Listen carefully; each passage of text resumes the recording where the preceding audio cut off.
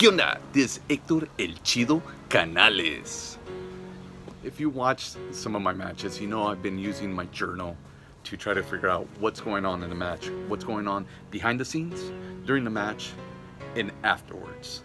This match was for Championship Wrestling from Hollywood, still affiliated with the NWA. It was mostly called NWA Showcase, Championship Wrestling from Hollywood. Honestly, I still don't know what it was called, and I was on the show. This is the first of 2 matches on that day. Check my wrestling playlist to watch the next match. I literally drove from West Hollywood down like 35 minutes to South Central LA to wrestle my second match. But before all that, let's get down to this match. Now this match was myself and Ricky Mandel teaming up again against Sindarin and Lucha Machine. Ricky and I had been a tag team. We had won the SoCal Pro Tag Team Championships. A lot of the stuff that Ricky and I were doing, man, we learned from the best. The guys who trained us at UPW, the Ballard brothers. That's why we were so nice, crisp, and we told a story. I was ready to go at it on my own. I was teaming up with Val Viper every once in a while, but I really wanted to just go out there and show what I had on my own. I mean, I already had more of an idea of what I wanted to do as a character. Doing part Exotico, part Ravishing Rick Rude. I hadn't worked for the NWA, Championship Wrestling from Hollywood, 10 months. Out of nowhere, they contacted me. They explained to me the situation. They were trying to push Ricky, but he was coming off as a racist because his whole character was that he hated luchadors. You have a white guy hating on a bunch of Latinos. Yeah, it's gonna come out a bit racist. So I'm just gonna read parts of what it says here. Ricky had been coming off as a racist on TV. Not their intent, but KDOC, the channel that they were coming out on, had a problem with it. So did I. I didn't want to team with him because I really wanted to do singles matches. But hell, I'm not getting paid, and tag matches mean less bumping, or at least it should. Ricky cut a promo introducing me. He had some help from Adam Pierce. Great help. Adam is all business. I got to call this match. Ricky and I worked out some tag moves. We just came up with one new one. We had 8 minutes, which would include the entrances. So that meant about 5. And what I mean by we had 8 minutes, yeah, they would tell you you have 8 minutes from curtain to curtain. So that means you also had to put into account your entrances. How long do you take for your entrances? If you had an Undertaker entrance, you just went over your time. Get in a good entrance, show yourself to the camera, get in there and get to work. Cause more time you spend on your entrance, less time you have working in the ring and showing what you got. Then I write about the match. But one thing I clearly remember to this day is Lucha Machine jumping off the top and nearly missing because he slipped off. So this is what I write. Lucha goes on top to start the hot tag and nearly slips off. He did a few moves, misses a swanton as Ricky takes out Sindarin, and I hit him with the spine buster. One other little thing that I used to pray, but who was I praying to? I thought of myself as a religious man, but that's all I had, just religion. I didn't know God.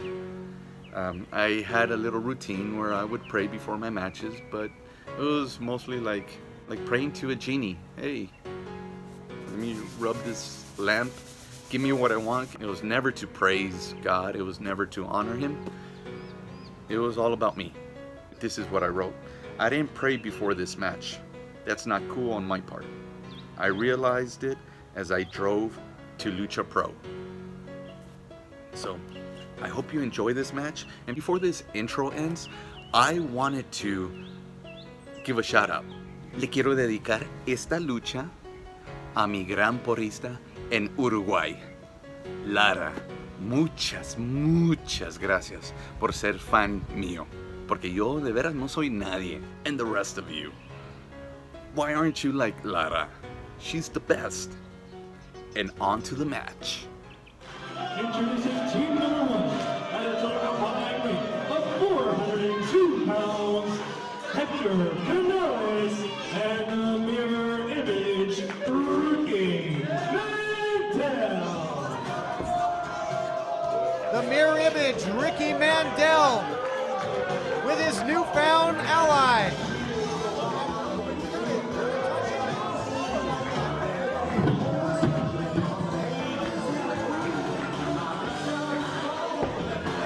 As a result of the dissension after their unsuccessful bid at the tag team titles, next week, Joey Ryan, Colt Cabana go one-on-one with the NWA World's Heavyweight title on the line.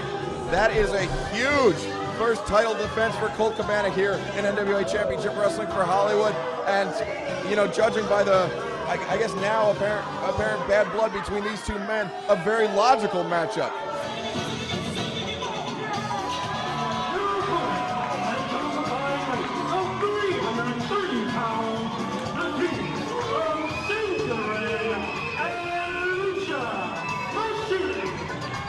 We talk about the bad blood between Joey Ryan and Colt Cabana. We'll talk about bad blood. How about this vendetta that Ricky Mandel has had against the masked luchadors of the NWA? That's right. I heard Ricky Mandel say just a few weeks ago that he has nothing against the Mexican people. He has nothing against the Mexican culture.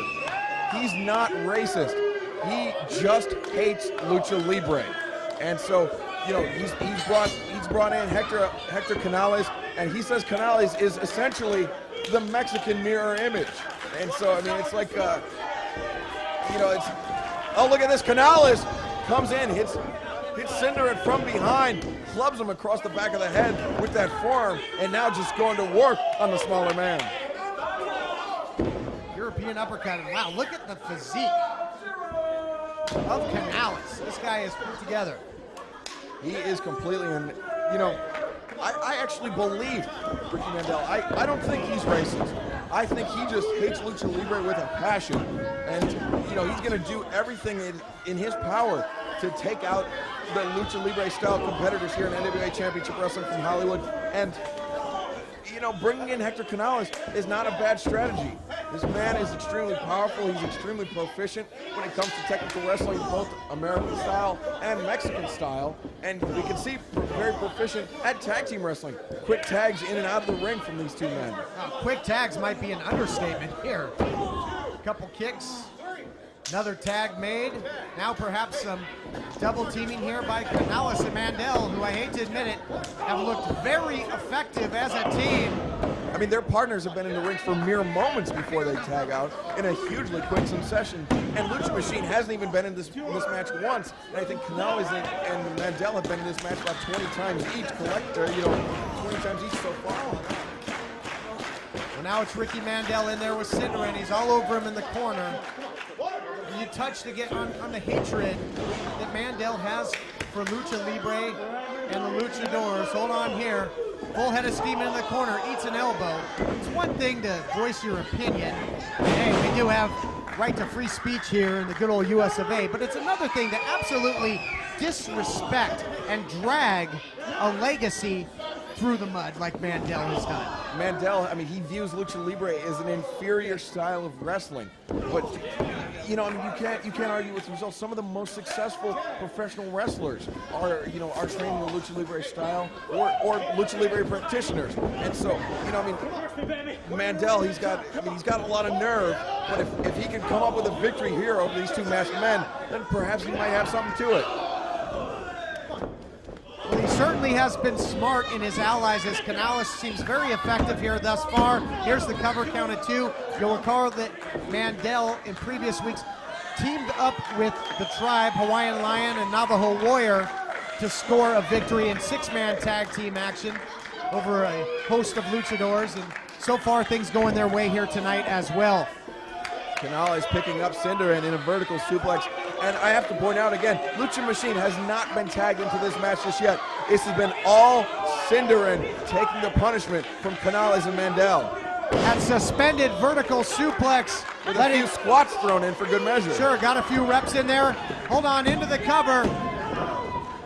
You know, and he held him up there. The Sangre being forced into the cabeza there, and Sindarin may be really dizzy here at this point after that maneuver. May not quite know where he is. Phantom tag here now made, and how effective are Mandel and Canales as a team? I am shocked.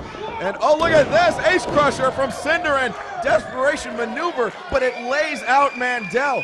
Things were going all the way for Mandel and Canales right up until that Ace Crusher, and now it looks like Sindarin might be able to turn a corner and get Lucha Machine into this match. Lucha Machine trying to get involved in the action for the first time. Tag is made. Lucha Machine having a little trouble there, but does make it to the crossbody, ducking the clothesline now, looking for the boot to the midsection, comes up with the enziguri. Lucha Machine, all the pistons are firing now that he is finally tagged into this matchup. Head scissors takedown. Canales thrown for a loop. Lucha Machine comes in. Cazadora into the Bulldog, drives Canales face first into the canvas, and I'm not sure Canales will like what he sees in the mirror after having his head driven in. Well, the Lucha Libre style proving very effective, at least at the moment. Lucha Machine looking for the big senton off the top, but nobody home.